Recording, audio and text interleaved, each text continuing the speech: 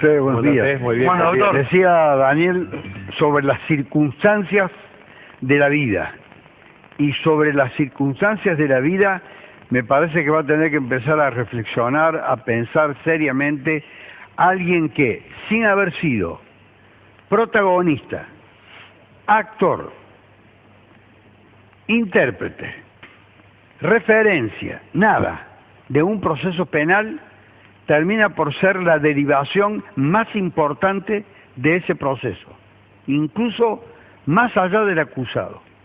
Ayer terminó en el Tribunal Oral Federal en lo Criminal número 2 de Córdoba un juicio que se seguía en contra de un supuesto o presunto distribuidor de drogas, que resultó a la postre condenado. Yo ejercía la defensa de este hombre. El hecho es en sí mismo quizá insignificante. De esos procesos hay muchos en tribunales, en los tribunales federales. Continuamente, la prensa no da referencia a esas causas porque abundan y tienen escaso interés para el público. Ahora, ¿dónde está el interés de este proceso para alguien que, como dije al comienzo, no tenía nada que ver con la causa? No había sido el investigador, no había sido testigo, obviamente no era el acusado. ¿Quién era? ¿Quién es? ¿Y qué le ocurrirá si es que le ocurre algo en el futuro? Miremos bien los acontecimientos. Un policía se encarga de la investigación, como siempre ocurre, de este hecho, la distribución de droga en la ciudad de Río Segundo. Y se circunscribe la investigación a una persona. Entonces se estila hacer un seguimiento y también se hacen interferencias telefónicas, intervenciones telefónicas autorizadas por los jueces, para saber si hay vínculos entre esta persona y otras, si hablan en código, hablan un lenguaje elíptico, etcétera, para ir desentrañando la actividad que allí se cumple. Así se hacen las investigaciones en materia de drogas. Intervenciones telefónicas, seguimientos, ver si hay alguien que concurre a un domicilio, observar si allí se hace alguna transacción, un vehículo que queda en las inmediaciones. Bueno, uno de esos policías, con el grado más inferior de la escala jerárquica y con 9 años de antigüedad en la fuerza, fue comisionado para hacer esto, por una delegación de drogas que opera en esa zona, en los departamentos Río Segundo, Santa María, etc. Y ese hombre, en una noche del año 2010, del mes de julio, dice haber descubierto una transacción. Al principio el hombre se mostraba, el policía, reticente, y fue llamado a la atención una y otra vez por el tribunal, sobre todo por el presidente del tribunal, que le decía: lo veo reticente a usted. Era como que no arrancaba, hasta que finalmente era como un motor que no funcionaba, hasta que finalmente hubo un disparador y el hombre se volvió locuaz, el policía, de civil, y entonces comenzó a desgranar sus experiencias y dijo esto. Y aquí está la derivación inesperada para alguien ausente, ajeno, distante, que no tenía ni idea que se hacía el juicio y de las consecuencias que le puede eventualmente traer el juicio, aunque yo creo que difícilmente prospere, a mi entender. Pero vamos a ver.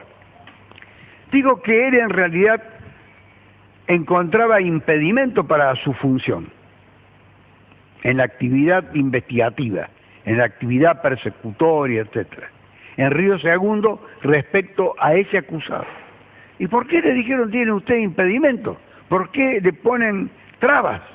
Sí, mis compañeros o jefes, en definitiva los responsables, le habían dicho que este acusado contaba con el apoyo y con la cobertura y con la protección del fiscal de instrucción doctor Luis Nazar de la ciudad de Río Segundo, que no tiene nada que ver en su competencia con la cuestión de las drogas, porque eso es de competencia federal. Pero de todas maneras, para cualquier actividad que se relacionara con este muchacho, que no interviniera ni con este muchacho ni con la familia de este muchacho, que no interviniera, porque contaba con esa protección que le brindaba el fiscal. Esas fueron las palabras que usó. Eso tendrá que ser materia o no de una investigación. Ahora, la derivación es esta, lo más importante de todo, que se suma a todos los conflictos que ha venido arrastrando a lo largo de todo este año el doctor Nazar, con suerte diversa. Vamos a ver en qué concluye todo eso. El fiscal de la Cámara, que es el acusador, un hombre joven, el doctor Gonela, cuando acusó al imputado para que se le impusiera una condena, pidió la condena, pero al mismo tiempo dijo que se giraran los antecedentes al fiscal general de la provincia de Córdoba para que investigue al doctor Nazar, para saber si efectivamente el doctor Nazar le brindaba a este hombre protección.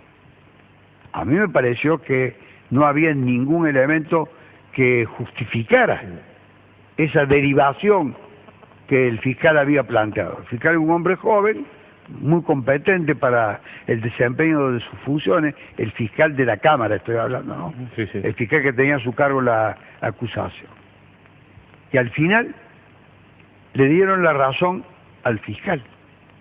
La Cámara del Crimen, cuando resolvió la situación del acusado, imponiéndole prácticamente el mínimo de la pena para el delito que se le atribuía, que era comercialización y tenencia de estupefacientes con fines de comercialización, que puso una pena determinada, decidió remitir los antecedentes del doctor Nazar a la Fiscalía General de la provincia de Córdoba, que es otro ámbito, otra competencia, para que investigue si efectivamente existe o no existe entre los policías ese convencimiento, si existe o no existe ese convencimiento sobre la protección, alguna actividad.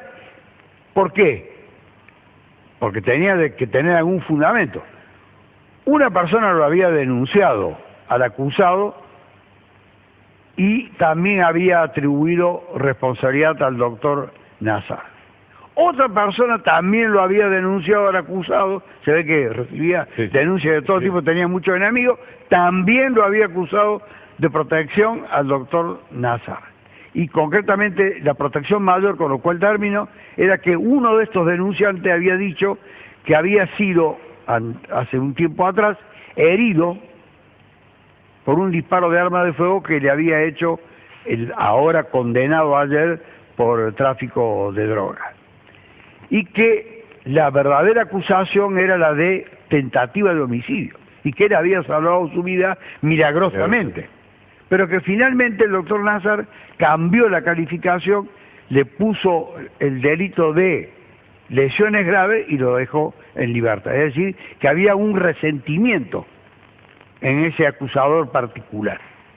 Conclusión, todo esto se ha sumado y a lo largo de este año muchas veces nos hemos hecho eco aquí y hemos tratado incluso el tema y los medios le han dado una gran extensión a la situación de este representante del Ministerio Público de la provincia de Córdoba, que es el doctor Nazar, que ahora se enfrenta, cuando culmine el año, con una nueva situación conflictiva, que es un tribunal de la nación, un tribunal oral federal con competencia criminal que dice hay que investigar. ¿Y usted por qué no cree que prospere? Me parece que eran pobres los elementos que se aportaron. Yo no tengo por qué asumir ninguna defensa de la persona a la que se va a investigar. Hago una interpretación, porque por la sola palabra de ese empleado policial es suficiente para tener por cierto que efectivamente entre sus compañeros, allegados, superiores, etcétera, existía ese convencimiento de que había que protegerlo? Esta actitud, la de protegerlo, tiene que estar fundada en resoluciones.